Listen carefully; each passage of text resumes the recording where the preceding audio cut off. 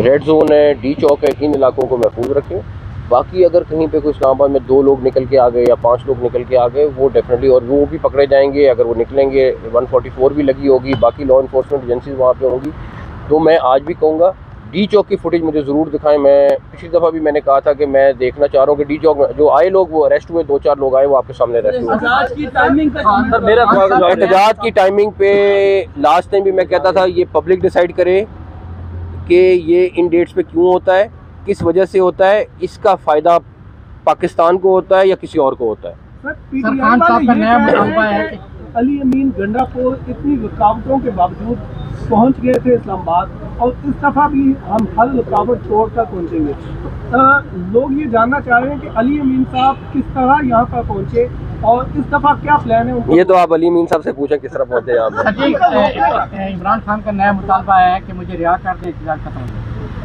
मैंने रिहा करना है तो मुझे पता नहीं, अभी तक मेरे पास ये पावर तो नहीं आई रिहा करने की। अदालतें हैं और एक अदालत नहीं है, वो काफ़ी सारे मुकदमात में अभी उनके ज़ेर इल्तवा हैं। और उन सारे मुकदमात का फ़ैसला हमने नहीं करना है, अदालत ने करना है। तो ये जो वो कहते हैं बातचीत करनी, फिर वो अदालत से करें, जिन्होंने उनको रहा करना है, हमारे से नहीं करें। आखिरी सवाल न्यूज़ से।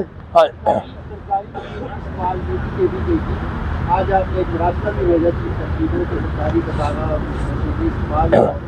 इस वक्त पर इस्तेमाल होती है, तो हुकूमत क्या है? हमने उनको इन राइटिंग भेज दिया है चीज़ें सारी की सारी। तो वो मेरा ख्याल है कि मुझे बड़ी उम्मीद है कि अवॉइड की जाएंगी। एहतजाज अपने सूबे में जिस तरह मर्जी करें, जो मर्जी करें, इस्लामाबाद आके एहतजाज की इजाज़त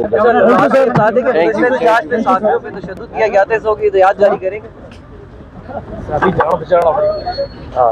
लोड के चलो चुको, मैं अपने रोटी का बंदोबस्त वा अपने अपने घर